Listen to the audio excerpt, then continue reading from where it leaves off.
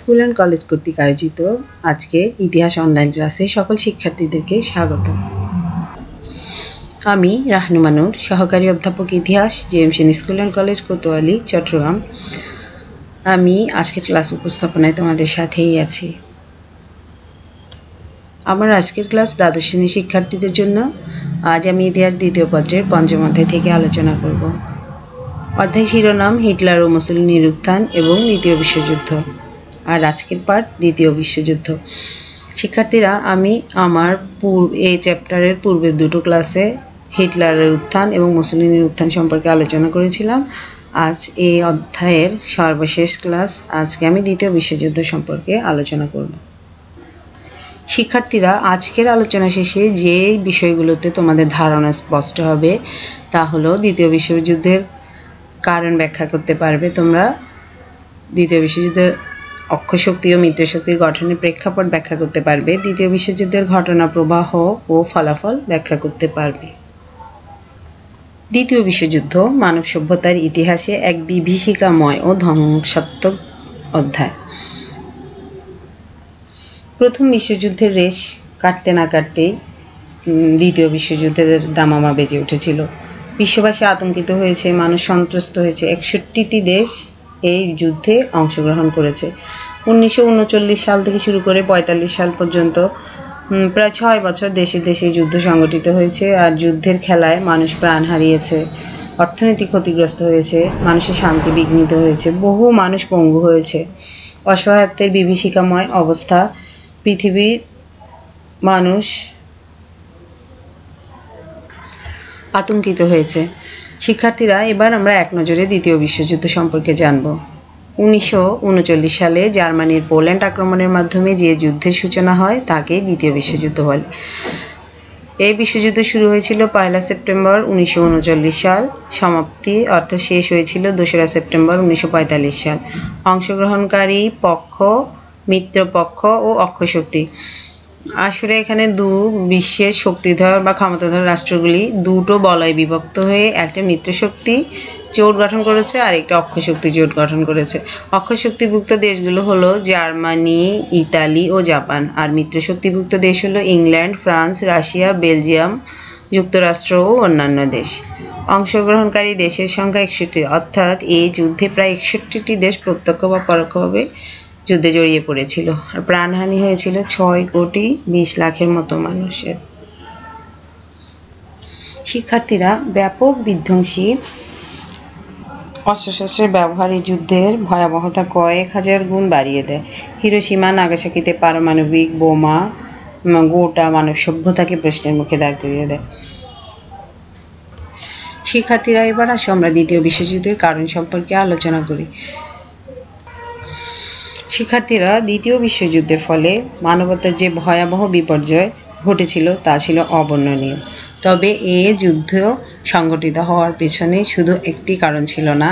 এই যুদ্ধ সংগঠিত হওয়ার পেছনে যে অনেকগুলো কারণ ছিল, আসলে আমরা সেই কারণগুলো নিয়েই এখন আলোচনা করব। প্রথম কারণ হলো ভার্সাই সন্ধির ত্রুটি। আমরা জানি প্রথম বিশ্বযুদ্ধ শেষ হওয়ার পরে জার্মানিকে যুদ্ধাপরাধী সাব্যস্ত করে ফ্রান্সের ভার্সাই নগরীতে যে চুক্তি স্বাক্ষরিত হয়েছিল তাই ভার্সাই সন্ধি। ভার্সাই সন্ধি বা ভার্সাই চুক্তি। এই ভার্সাই সন্ধিতে জার্মানির অর্থনীতিকে চিরতরে পঙ্গু করে দেওয়ার ব্যবস্থা করা হয়েছিল। আর এই সন্ধিটা সর্বত্রই ছিল জার্মানিদের জন্য অপমানজনক। এই সন্ধির ফলে জার্মানি তাদের সামরিক শক্তিতে যে বলীয়ান ছিল তাকে ধ্বংস করা হয়েছে, তাদের অর্থনীতিকে ধ্বংস করা হয়েছে, তাদের ভৌগোলিক সীমানা কেড়ে নেওয়া হয়েছে, তাদেরকে অর্থদণ্ডে দণ্ডিত করা হয়েছে, যার কারণে জার্মানির লোকজন কখনোই ভার্সাই সন্ধিকে মনে প্রাণে গ্রহণ করতে পারেনি। আর এর ফলে জাতীয়তাবাদী দলগুলো জার্মান জাতিকে এই কথা বোঝাতে সক্ষম হয়েছে যে ভার্সাই সন্ধি ভঙ্গ না করলে জার্মান জাতির কলঙ্ক কোনো দিনই মুছবে না। ফলে জার্মান জাতীয়তাবাদ তীব্রভাবে বিকশিত হতে থাকে এবং প্রতিটি জার্মানির মনেই প্রতিশোধের স্পৃহা জেগে ওঠে, যা আমাদেরকে দ্বিতীয় বিশ্বযুদ্ধের ঘটনাকে ত্বরান্বিত করে। ভাইমার প্রজাতন্ত্র ছিল অত্যন্ত সহনশীল এবং সুশৃঙ্খল একটি সংবিধানের মাধ্যমে প্রজাতন্ত্রটা গড়ে উঠেছে। কিন্তু আমরা দেখলাম যে হিটলার ভাইমার প্রজাতন্ত্রকে উচ্ছেদ করেই ক্ষমতা দখল করেছে। আর ভাইমার প্রজাতন্ত্রের সময় কিন্তু ভার্সাই সন্ধি স্বাক্ষরিত হয়েছে এবং ভাইমার পার্লামেন্ট এই ভার্সাই সন্ধিকে অনুমোদনও দিয়েছিল। ভার্সাই সন্ধির সংশোধন চেয়েছিল ভাইমাররা, কিন্তু তারা এই সন্ধির শর্ত ভঙ্গ করার জন্য কোনো যুদ্ধ বিগ্রহে জড়াতে চায়নি।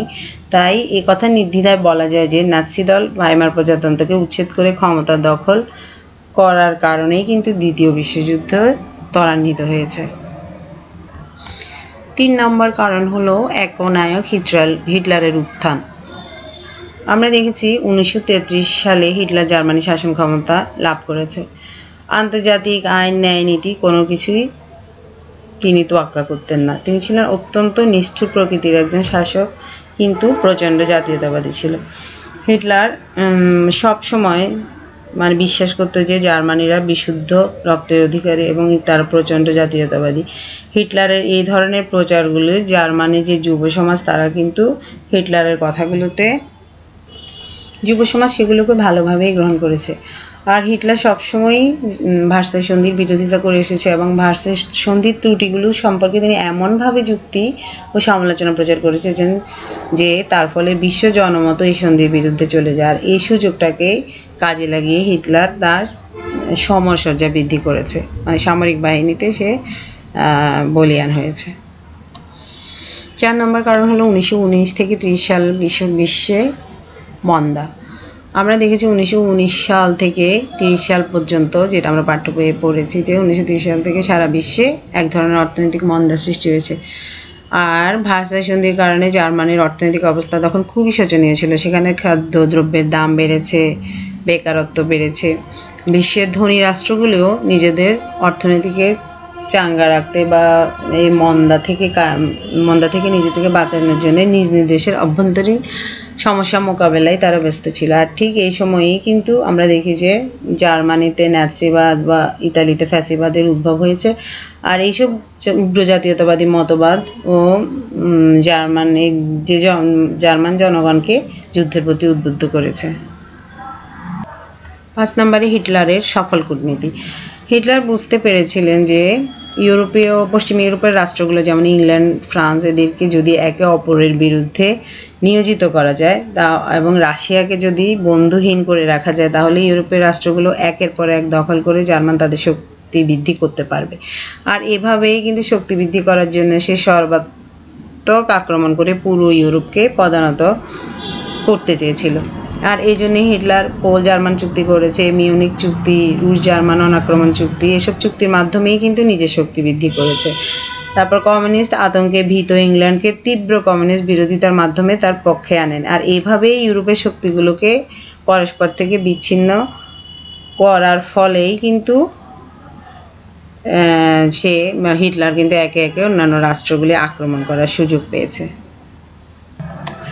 ইংল্যান্ডের জার্মান তোষণ নীতি।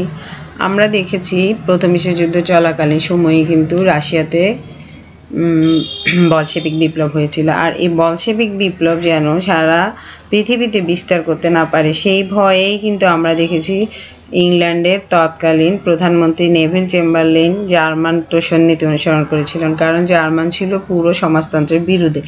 এই জন্যে হিটলারের শক্তি বৃদ্ধিতে ইউরোপে যে শক্তি সাম্য গড়ে তোলার দরকার, সেটার জন্যই কিন্তু ইংল্যান্ড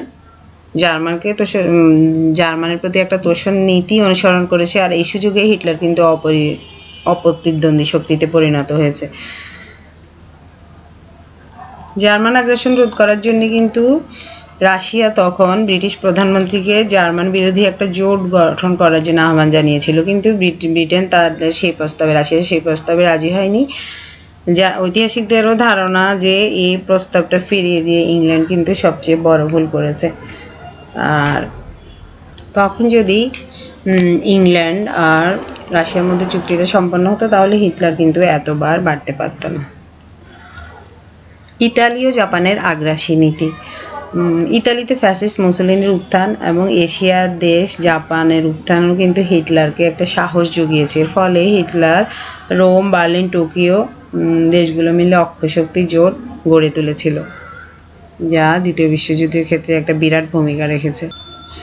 সোভিয়েতের প্রতি অবিশ্বাস। 8 নম্বর হলো সোভিয়েতের প্রতি অবিশ্বাস। 1919 সালে সোভিয়েত ইউনিয়ন যখন সারা বিশ্বে সমাজতান্ত্রিক বিপ্লবের হুমকি দিয়েছিল, এর ফলে বুর্জোয়া রাষ্ট্রগুলি কিন্তু ভয় পেয়ে গেছে।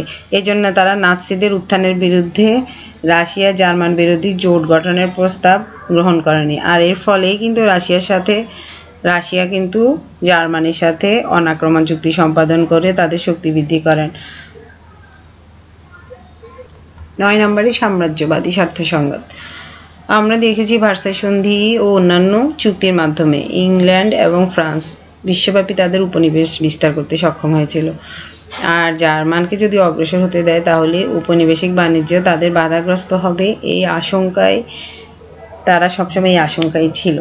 আর এই জন্য জার্মানির পূর্ব ইউরোপে সম্প্রসারণকে ইঙ্গো ফরাসি জোট কিন্তু ভালোভাবে দেখেনি।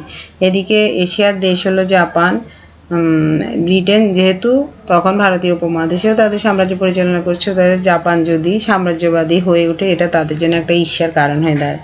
তাই জাপান সাম্রাজ্যবাদী আগ্রাসন নীতি গ্রহণ করে। যখনই জাপান সাম্রাজ্যবাদী আগ্রাসন নীতি গ্রহণ করে ফলে দ্বিতীয় বিশ্বযুদ্ধ অবশ্যম্ভাবী হয়ে পড়ে। দ্বিতীয় বিশ্বযুদ্ধ সংগঠনের পেছনে যে কারণটি সবচেয়ে বেশি ভূমিকা রেখেছে তা হলো অক্ষশক্তি চুক্তি ও মিত্রশক্তি জোট। আমরা প্রথম বিশ্বযুদ্ধের সময়ও দেখেছি ত্রিশক্তি আতাত জোট এবং মিত্র জোট গড়ে উঠেছিল। আর পৃথিবীর শক্তিধর রাষ্ট্রসমূহ যখন দুভাগে বিভক্ত হয়ে এসব জোট গঠন করেছিল তখন কিন্তু স্বভাবতই বিশ্বের জন্য একটা ভয়ের কারণ হয়ে দাঁড়ায়। ঠিক একই ঘটনা কিন্তু দ্বিতীয় বিশ্বযুদ্ধের বেলায়ও ঘটেছিল। অক্ষশক্তি চুক্তি ও মিত্রশক্তি জোট এই দুই জোটের উদ্ভবের ফলেই কিন্তু দ্বিতীয় বিশ্বযুদ্ধ আরও বেশি অবশ্যম্ভাবী হয়ে পড়েছিল। অক্ষশক্তি চুক্তি হলো যেমন 1936 সালে লিগ অফ নেশনসের নিষেধাজ্ঞা অমান্য করে জার্মান কিন্তু ইতালিকে আবিসিনিয়া যুদ্ধে সমর্থন দান করেছিল। আর এর ফলে ইতালি এবং জার্মানের মধ্যে একটা সখ্যতা গড়ে উঠেছে। আর উভয় রাষ্ট্রই কমিউনিস্ট বিরোধী চুক্তিও সম্পাদন করেছে। এই চুক্তি পরবর্তীকালে রোম বার্লিন অক্ষ চুক্তি হিসেবে পরিণত হয়। আর এই চুক্তির গুরুত্ব ছিল এটা যে এই চুক্তির ফলে ইতালি জার্মান জোট ফ্রান্সকে ঘিরে ফেলে। আবার একই বছরের নভেম্বরে কিন্তু হিটলার কমিউনিস্টদের বিরোধিতা করার জন্য জাপানকে নিয়ে একটি চুক্তি করে, যার ফলে রোম বার্লিন টোকিও এই 3টা দেশ মিলেই ঐক্যজোট গড়ে ওঠে। আর ইতিহাসে এটাই কিন্তু অক্ষশক্তি চুক্তি নামে পরিচিত। আর মিত্রশক্তি জোট হলো দ্বিতীয় বিশ্বযুদ্ধের সময়ে মার্কিন যুক্তরাষ্ট্র, ব্রিটেন, ফ্রান্স ও অন্যান্য গণতান্ত্রিক রাষ্ট্রগুলির মধ্যে নানা পটভূমিকায় যে ঐক্য গড়ে ওঠে তাই মিত্রশক্তি জোট নামে পরিচিতি লাভ করে। অবশ্য এই জোট প্রথম বিশ্বযুদ্ধ চলাকালীন সময়ে ত্রিশক্তি আতাত নামে পরিচিত ছিল। আর এই ত্রিশক্তি আতাতের বর্ধিত রূপই কিন্তু মিত্রশক্তি জোট। মূলত অক্ষশক্তি যেটা জাপান এবং ইতালিকে নিয়ে গড়ে উঠেছিল তাদের আগ্রাসনমূলক ভীতি থেকে নিস্তার পাওয়ার উদ্দেশ্যেই কিন্তু দীর্ঘ কূটনৈতিক প্রক্রিয়ার ফলে কিন্তু এই মিত্রশক্তি জোটটা গড়ে উঠেছিল। সুতরাং শিক্ষার্থীরা বুঝতেই পারছো আন্তর্জাতিক রাজনীতির জটিল ও কঠিন এসব ঘটনাবলী থেকেই কিন্তু দ্বিতীয় বিশ্বযুদ্ধের মতো একটা যুদ্ধ সংগঠিত হয়েছিল। শিক্ষার্থীরা এবার আসো আমরা যুদ্ধের ঘটনা প্রবাহ নিয়ে আলোচনা করি, অর্থাৎ যুদ্ধ কিভাবে শুরু হয়েছিল, কি কি ঘটনা ঘটেছিল এবং কোন প্রক্রিয়া এসে যুদ্ধ সমাপ্ত হয়েছিল, এই ব্যাপারগুলি আমরা এই চার্টের মাধ্যমে আলোচনা করব। জার্মান কর্তৃক পোল্যান্ড আক্রমণ। শিক্ষার্থীরা আমি কিন্তু প্রথমেই বলেছিলাম 1919 সালের 1 সেপ্টেম্বর জার্মানির পোল্যান্ড আক্রমণের মধ্য দিয়েই কিন্তু দ্বিতীয় বিশ্বযুদ্ধের সূচনা হয়েছিল। আর পরবর্তী এক মাসের মধ্যেই কিন্তু হিটলার পোল্যান্ড অধিকার করে অর্থাৎ পোল্যান্ড দখল করে নিয়েছিল। 1 সেপ্টেম্বর হিটলার পোল্যান্ড আক্রমণ করেছে, ঠিক 2 দিন পরে 3রা সেপ্টেম্বর 1939 খ্রিস্টাব্দে ব্রিটেন এবং ফ্রান্স কিন্তু জার্মানির বিরুদ্ধে যুদ্ধ ঘোষণা করেছিল। 1940 সালের 9 জুলাই হিটলার ডেনমার্ক আক্রমণ করে দখল করে নেয়। এরপরে জার্মান শত্রু সেনা নামিয়ে কুইসলিংয়ের লোকজনের সহায়তায় কিন্তু নরওয়েও দখল করে নিয়েছে। আর হিটলারের ডেনমার্ক ও নরওয়ে দখলের উদ্দেশ্য ছিল ব্রিটেনকে ইউরোপ ও আমেরিকা থেকে বিচ্ছিন্ন করে রাখা।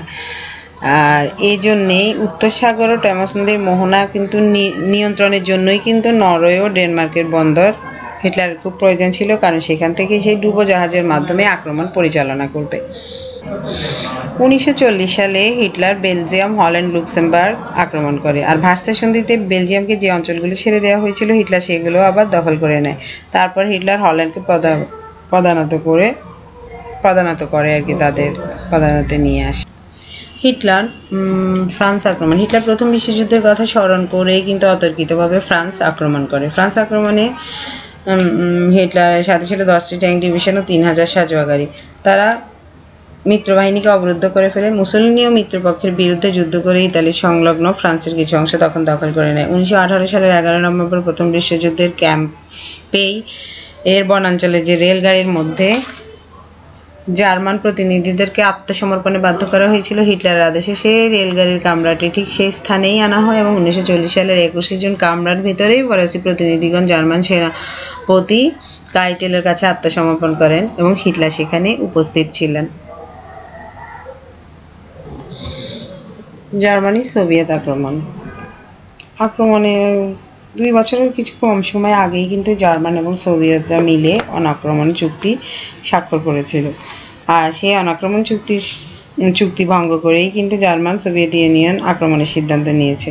1941 সালের জুন মাসে কয়েকজন উচ্চপদস্থ রুশ কর্মচারীর সম্মানে কিন্তু হিটলার এক নৈশভোজের আয়োজন করেছে এবং সবাইকে বিস্মিত করে দিয়ে পরদিনই বিশাল জার্মান বাহিনী সেনাপতি পাউলাসের অধীনে মস্কোর দিকে ছুটে যায়। 26 দিনে মস্কোর 2/3 দূরত্ব পার হয় এবং লেনিনগ্রাদ অবরুদ্ধ করে। অক্টোবর মাসে মস্কো অবরুদ্ধ হয়। আর প্রবল শীতের মধ্যে জার্মান বাহিনীর বিপদাপন্ন হয়। অত্যন্ত সাহসিকতার সাথে রাশিয়ার লাল ফৌজ জার্মান বাহিনীর বিরুদ্ধে যুদ্ধ করে জার্মানকে পর্যুদস্ত করে। অতঃপর 1943 সালে জার্মান সেনাপতি পাউলাস আত্মসমর্পণ করে। 1940 সালের 10 মে চার্চিল ইংল্যান্ডের নতুন প্রধানমন্ত্রীর দায়িত্ব গ্রহণ করে। এই সময় জার্মানি ইংল্যান্ড আক্রমণ করেন আর ইংল্যান্ড সরকারও কিন্তু জার্মানির বিরুদ্ধে ঝাঁপিয়ে পড়েন। এই সময় তারা ইংল্যান্ডে বাধ্যতামূলক সামরিক প্রশিক্ষণ গ্রহণ করা হয়। আর অল্প বয়সী ইংরেজ বিমান চালকরা কিন্তু জার্মানির নৌবহরকে সম্পূর্ণ পর্যুদস্ত করে ফেলে। অল্প দিনের মধ্যেই তারা 180টি জার্মান বিমান ধ্বংস করতে সক্ষম হয়। অনেকবার ইংল্যান্ড আক্রমণ করেও হিটলার কিন্তু ব্যর্থ হয়েছে।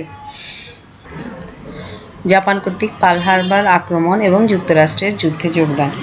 প্রশান্ত মহাসাগরীয় অঞ্চলে জাপানের নৌশক্তির উত্থান ও চীন জাপানের আগ্রাসী নীতি জাপান ও আমেরিকা যুক্তরাষ্ট্রের মধ্যে সম্পর্কের অবনতি ঘটায়। 1941 খ্রিস্টাব্দে প্রেসিডেন্ট রুজভেল্ট এক আদেশ জারি করে যেখানে যুক্তরাষ্ট্রে জাপানের যত সম্পদ আছে তা বাজেয়াপ্ত করে এবং জাপানের তেল রপ্তানি বন্ধ করে দেয়। 1941 খ্রিস্টাব্দের নভেম্বর মাসে যুক্তরাষ্ট্র জাপানকে চীন থেকে বেরিয়ে আসার নোটিশ প্রদান করলে 1941 সালের 7 ডিসেম্বরই কিন্তু জাপান যুক্তরাষ্ট্রের পার্ল হারবার আক্রমণ করে।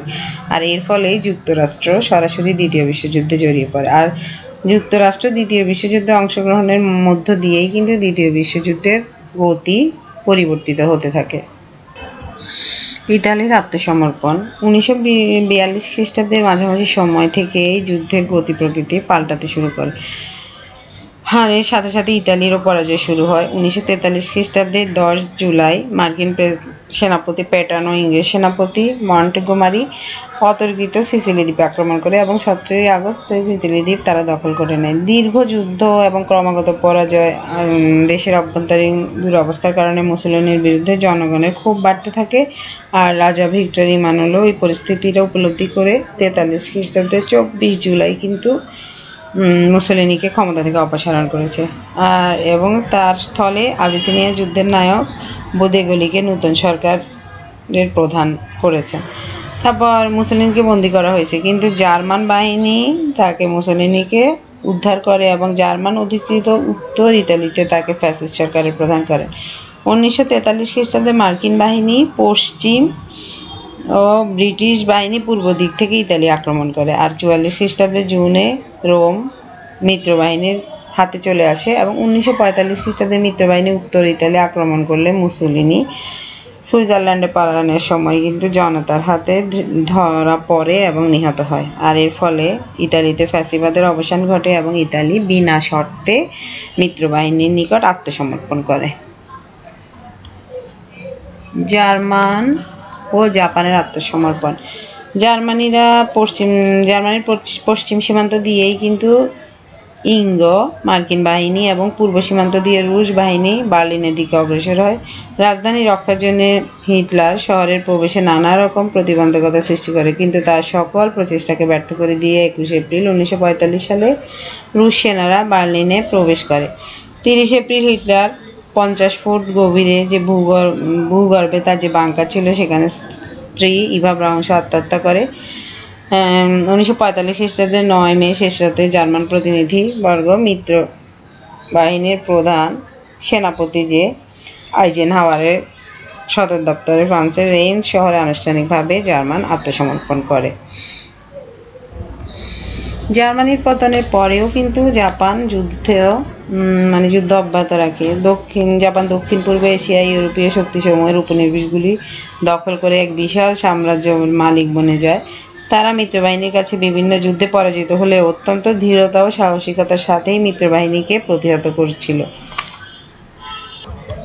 মিত্রবাহিনী জাপানকে আত্মসমর্পণের নির্দেশ দিলেও জাপান তা অগ্রাহ্য করে। অবশেষে মিত্রপক্ষের অন্যতম শক্তি যেটা আমেরিকা 1945 সালের 6 আগস্ট জাপানের হিরোশিমা শহরে এবং 9 আগস্ট নাগাসাকি শহরে আণবিক বোমা নিক্ষেপ করে। আর এই শক্তিশালী বোমার বিস্ফোরণে দুটি শহরই সম্পূর্ণ ধ্বংসস্তূপে পরিণত হয়। শহর দুটিতে লক্ষ লক্ষ নারী পুরুষের মৃত্যু হয়, অগণিত মানুষ পঙ্গু হয়। নারী পুরুষ শিশু নির্বিশেষে সবাই এই নির্মম আঘাতের শিকার হন। জাপান এই বিভীষিকা থেকে বাঁচতে বিনা শর্তে মিত্রবাহিনীর প্রধান সেনাপতি ম্যাক আর্থারের নিকট আত্মসমর্পণ করে। শিক্ষার্থীরা এখানে বলে রাখছি যে দ্বিতীয় বিশ্বযুদ্ধের সময় জাপানের হিরোশিমায় 6 আগস্ট যে বোমা নিক্ষেপ করা হয়েছিল তার নাম ছিল লিটল বয়। এর ওজন ছিল 4000 কেজি এবং এর বোমা নিক্ষেপের ফলে সেই এলাকায় 3900 ডিগ্রি সেলসিয়াস তাপ উৎপাদন হয়েছিল। আর নাগাসাকিতে যে বোমাটি ফেলা হয়েছিল তার নাম ছিল ফ্যাট ম্যান। হ্যাঁ, এটিও কিন্তু ছিল 4630 কেজি ওজনের। সেখানেও আমরা দেখেছি বিশাল ক্ষয়ক্ষতি হয়েছিল। এটি মূল আঘাতটা এনেছিল মিৎসুবিশি স্টিল ও অস্ত্র কারখানা এবং পুরাকামি সমরাস্ত্র কারখানায়। আর দ্বিতীয় বিশ্বযুদ্ধের আরেকটি আলোচিত বিষয় হলো হলোকাস্ট। হলোকাস্ট হলো ইহুদিদেরকে নিধন বা হত্যা করা। হিটলারের অধীনে জার্মান ন্যাজি বাহিনী ইউরোপের তদানীন্তন জনগোষ্ঠীর অর্ধেকের বেশি সংখ্যককে বন্দি শিবির, শ্রমশিবির ও গ্যাস চেম্বারে নির্মমভাবে হত্যা করেছিলেন। আনুমানিক 60 লক্ষ ইহুদিকে নির্মমভাবে হত্যা করা হয়েছিল। এই নিষ্ঠুর হত্যাকেই ইতিহাসে হলোকাস্ট বলা হয়।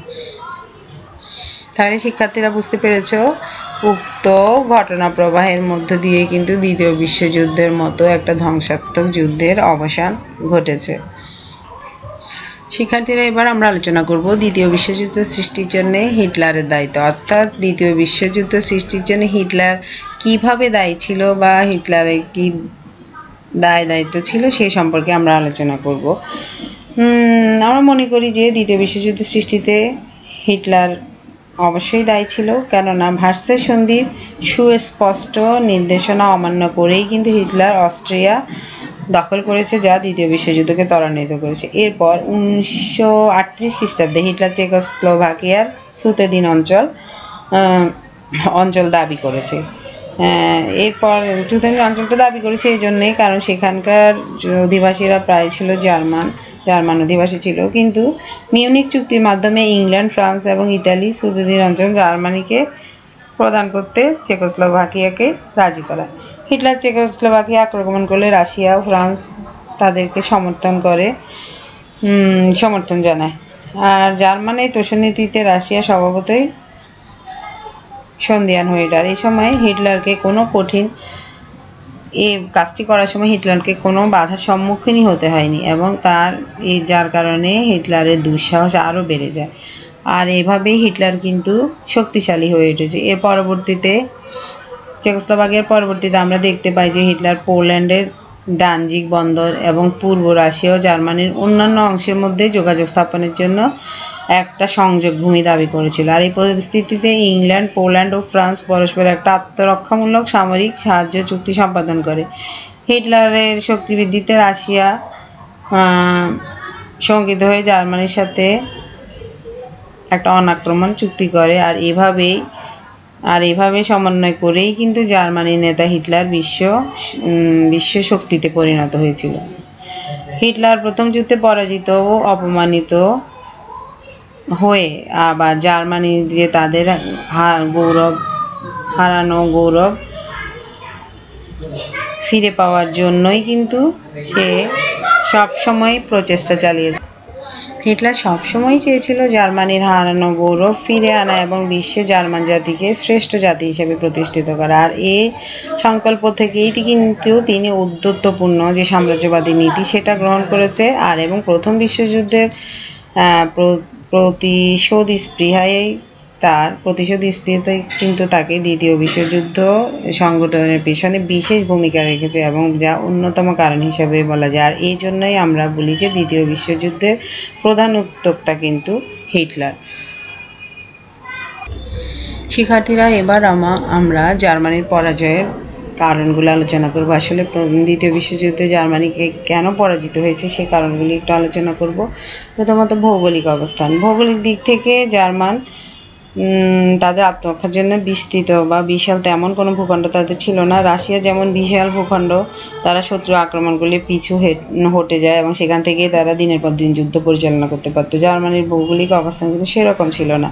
কাজেই যে মুহূর্তে জার্মানকে পূর্বে রাশিয়া এবং পশ্চিমে ইঙ্গো-মার্কিন বাহিনী আক্রমণ করে তখনই জার্মানির পতন ঘণ্টা বেজে যায়, কারণ তাদের পিছু হটে নিজের দেশের মধ্য থেকেই শত্রু মোকাবেলা করার মতো অবস্থা তাদের ছিল না। দ্বিতীয়ত, জার্মান সেনাপতিদের অসহযোগিতা। যুদ্ধে হিটলারের প্রতি জার্মান সেনাপতিদের নিরঙ্কুশ সমর্থন ছিল না, এটাও কিন্তু বিশ্বযুদ্ধে পরাজয়ের একটি কারণ। সেনাপতিদের প্রতি হিটলারের সন্দেহ আর অবিশ্বাস জার্মানির যে শক্তি বৃদ্ধি সেটার পথে অন্তরায় ছিল। তারা একচ্ছত্র আধিপত্য অত্যাচারে অধিষ্ঠিত হয়ে জার্মান সেনাপতিরা হিটলারের বিরুদ্ধে ষড়যন্ত্র শুরু করেন। তারা ন্যাৎসি সরকারের প্রতি বা যে জনগণের কোনো সমর্থন ছিল না, ফলে তার পরাজয়ের অন্যতম কারণ কিন্তু এটাই। জার্মানির মিত্রদের অসহযোগিতা। আমরা দেখেছি যুদ্ধের সময় অক্ষশক্তির সদস্যরা জার্মানিকে প্রয়োজনীয় সাহায্য করেনি। ফিনল্যান্ড, রোমানিয়া, হাঙ্গেরি, বুলগেরিয়া সকলেই জার্মানির পক্ষ ত্যাগ করে এক পর্যায়ে মিত্র শক্তির কাছে যুদ্ধবিরতি চুক্তিতে স্বাক্ষর করেছে। তারপর জার্মানির যে পরম মিত্র ইতালি, তারাও কিন্তু যুদ্ধের শেষ দিকে জার্মানির বিপত্তির কারণ হয়ে দাঁড়িয়েছে, কারণ ইতিমধ্যে যে মুসোলিনি মারা গেছে, মুসোলিনির মৃত্যু কিন্তু হিটলারকে দুর্বল করে দিয়েছে। আর স্পেনের ফ্রাঙ্কো প্রয়োজনে সবসময় সর্বশক্তি দিয়ে হিটলারের পাশে থাকেননি, এটাও কিন্তু তাদের পরাজয়ের একটা কারণ। সামরিক উপকরণ ও জনশক্তি ও সম্পদের অপ্রতুলতা। আমরা দেখেছি দ্বিতীয় বিশ্বযুদ্ধে প্রায় 6 বছর পর্যন্ত স্থায়ী ছিল। এই সময় যুদ্ধ পরিচালনার জন্য অনেকগুলো যুদ্ধক্ষেত্র ছিল। এই বিশাল ক্ষেত্রে যুদ্ধ পরিচালনা করার জন্য যে ধরনের সামরিক উপকরণ আবার জনশক্তি এবং খনিজ সম্পদ থাকা প্রয়োজন ছিল সেগুলিও জার্মানি ছিল না। আর যুদ্ধের প্রথম দিকে যুক্তরাষ্ট্র কিন্তু যুদ্ধে যোগ দেয়নি বা রাশিয়াও সেরকম সমরাস্ত্রে সজ্জিত না থাকায় কিন্তু প্রথম দিকটা জার্মান সাফল্য পেয়েছে। কিন্তু যখন যুদ্ধটা দীর্ঘস্থায়ী হয়েছে তখন কিন্তু জার্মান তার প্রতিদ্বন্দ্বী যুক্তরাষ্ট্র ও রাশিয়ার সমরাস্ত্রের সাথে আর পেরে ওঠেনি, যার কারণে এখানে জার্মানি পরাজিত হয়েছে। নৌবহরের অভাব। হিটলারের শক্তিশালী তেমন নৌবহর ছিল না, কারণ হিটলার সবসময় পদাতিক ও বিমান বাহিনীর উপরই অধিক নির্ভরশীল ছিল। কিন্তু একটা দীর্ঘস্থায়ী যুদ্ধ পরিচালনা করতে গেলে নৌবহরের খুব দরকার হয়। আর নৌবহর না থাকায় ব্রিটেনের কাছে যুদ্ধে তাকে পরাজয় বরণ করতে হয়েছে। ত্রুটিপূর্ণ সামরিক কৌশল। জার্মানের সামরিক কৌশলটা ছিল ত্রুটিপূর্ণ। ফ্রান্সের কাছে পরাজয়ের পর হিটলার রাশিয়ায় যে আক্রমণটা করেছে সেটা কিন্তু সে ঠিক করেনি, কারণ রাশিয়ার সাথে প্রথমে তারা অনাক্রমণ চুক্তি করেছে, কিন্তু সেই চুক্তি ভঙ্গ করে তারা কিন্তু রাশিয়াকে আক্রমণ করেছে। হিটলার তার সেনাপতিদের মতামত উপেক্ষা করেই কিন্তু রাশিয়াকে আক্রমণ করেছে, ফলে সেই যুদ্ধে তিনি সাফল্য লাভ করতে পারেননি। আর প্রকৃতপক্ষে রাশিয়ার আক্রমণটাই ছিল হিটলারের জন্য সবচেয়ে বড় ভুল সিদ্ধান্ত, যা তার পতনকে ত্বরান্বিত করেছে। তাহলে শিক্ষার্থীরা বুঝতে পেরেছো এই কারণগুলির কারণেই কিন্তু জার্মান দ্বিতীয় বিশ্বযুদ্ধে পরাজয় বরণ করেছে। শিক্ষার্থীরা, এবার আসি আমরা দ্বিতীয় বিশ্বযুদ্ধের ফলাফল নিয়ে আলোচনা করি। এত বড় একটা ব্যাপক ধ্বংসাত্মক যুদ্ধ, তার ফলে বিশ্ববাসী কি পেল বা কি লাভ করলো, আসলে সেই প্রসঙ্গে একটু আলোচনা করি। প্রথমত, জাতিসংঘ প্রতিষ্ঠা। আমরা জানি যে দ্বিতীয় বিশ্বযুদ্ধ চলাকালীন সময়ে দ্বিতীয় বিশ্বযুদ্ধের ক্ষয়ক্ষতি এবং ব্যাপকতা বিশ্ব নেতৃবৃন্দকে কিন্তু চিন্তিত করে তুলেছিল। তাই যুদ্ধকালীন সময়েই কিন্তু বিশ্ব নেতৃবৃন্দ তারা বারবার বৈঠক করে বিশ্বে যাতে পরবর্তীতে এরকম ভয়াবহ যুদ্ধ সংঘটিত না হয় তার জন্য একটি আন্তর্জাতিক সংগঠনের প্রয়োজনীয়তা উপলব্ধি করেছেন, এবং দ্বিতীয় বিশ্বযুদ্ধে চলাকালীন সময়েই কিন্তু আরেকটি যুদ্ধ থেকে বিশ্বকে রক্ষা করার জন্য স্থায়ী ব্যবস্থা নিতে উদ্বুদ্ধ হয়েছে, যার ফলশ্রুতিতে আমরা দেখতে পাই 1945 সালে জাতিসংঘ প্রতিষ্ঠিত হয়েছে। স্নায়ুযুদ্ধের উদ্ভব। দ্বিতীয় বিশ্বযুদ্ধের মধ্য দিয়ে মার্কিন যুক্তরাষ্ট্র, সোভিয়েত ইউনিয়ন দুইটি পরাশক্তির উদ্ভব ঘটেছে। এই দুইটি শক্তি, মার্কিন যুক্তরাষ্ট্র ছিল পুঁজিবাদী আর রাশিয়া ছিল সমাজতান্ত্রিক মতাদর্শে বিশ্বাসী। এই দুটো রাষ্ট্রই বিশ্বের নেতৃত্ব গ্রহণ করে, এর ফলে বিশ্ব স্নায়ুযুদ্ধের যুগে প্রবেশ করে। ইউরোপে আধিপত্যবাদের অবসান। আমরা দেখি যে যুদ্ধের ফলে ইংল্যান্ড, ফ্রান্স ও জার্মানি সহ অনেক ইউরোপীয় রাষ্ট্রের অর্থনীতি ধ্বংস হয়। এর ফলে তারা পরবর্তীতে আধিপত্যবাদের পরিবর্তে নিজের দেশের অর্থনীতি কীভাবে সমৃদ্ধ করা যায়, তাই তারা সামরিক সাফল্যের চেয়ে অর্থনৈতিক সাফল্য অর্জনের দিকেই বেশি লক্ষ্য করেছে, যার কারণে ইউরোপে আধিপত্যবাদের অবসান ঘটেছে। ঔপনিবেশিকতার অবসান ও স্বাধীন দেশের উদ্ভব। বিশ্বযুদ্ধের ফলে ঔপনিবেশিক শক্তিগুলো দুর্বল হয়ে পড়লে এশিয়া, আফ্রিকা দেশগুলোতে স্বাধীনতা আন্দোলন আরও তীব্র হয়েছে। ফলে ইন্দোচীন, দক্ষিণ পূর্ব এশিয়া, পশ্চিম এশিয়া, আফ্রিকার উপনিবেশগুলি ক্রমান্বয়ে স্বাধীন হতে থাকে। ভারত, পাকিস্তান, ইরান এগুলি এর উল্লেখযোগ্য। পূর্ব ইউরোপে সমাজতন্ত্রের বিকাশ। দ্বিতীয় বিশ্বযুদ্ধের পর রাশিয়ার সাফল্য প্রভাবে পূর্ব ইউরোপে সমাজতন্ত্রের বিকাশ লাভ করে। পূর্ব German, Poland, Czechoslovakia, Yugoslavia, Bulgaria, Romania, Albania প্রভৃতি দেশে সমাজতন্ত্র প্রতিষ্ঠিত হয়। আর এশিয়াতে চীন, উত্তর কোরিয়া ও ইন্দোচীনের একাংশেও সমাজতন্ত্র প্রতিষ্ঠিত হয়। অর্থনৈতিক সাম্রাজ্যবাদের বিকাশ। দ্বিতীয় বিশ্বযুদ্ধের মাধ্যমে ভৌগোলিক সাম্রাজ্যবাদের অবসান ঘটে, তবে বিশ্বায়নের নামে অর্থনৈতিক সাম্রাজ্যবাদ বিকাশ লাভ করে, যেমন বর্তমান বিশ্বে মার্কিন যুক্তরাষ্ট্র অর্থনৈতিক সাম্রাজ্যবাদেরই একটি প্রকৃত উদাহরণ। শিক্ষার্থীরা, তাহলে এই ছিল দ্বিতীয় বিশ্বযুদ্ধের ফলাফল নিয়ে আলোচনা। এবার তোমাদের জন্য সামান্য বাড়ির কাজ দেওয়া হয়েছে। তোমরা বাসায় বসে কাজগুলি করবে। মিত্রশক্তি জোট কী, অক্ষয় শক্তি কী, দ্বিতীয় বিশ্বযুদ্ধের কারণ ও ফলাফল লিখবে। লিখে এগুলি তোমরা নোট আকারে নিজেদের কাছে জমা রাখবে। শিক্ষার্থীরা, আজ তাহলে এই পর্যন্তই। পরবর্তী ক্লাসে আবার দেখা হবে সেই প্রত্যাশা নিয়েই আমি বিদায় নিচ্ছি। আল্লাহ হাফেজ। সবাইকে ধন্যবাদ জানাচ্ছি।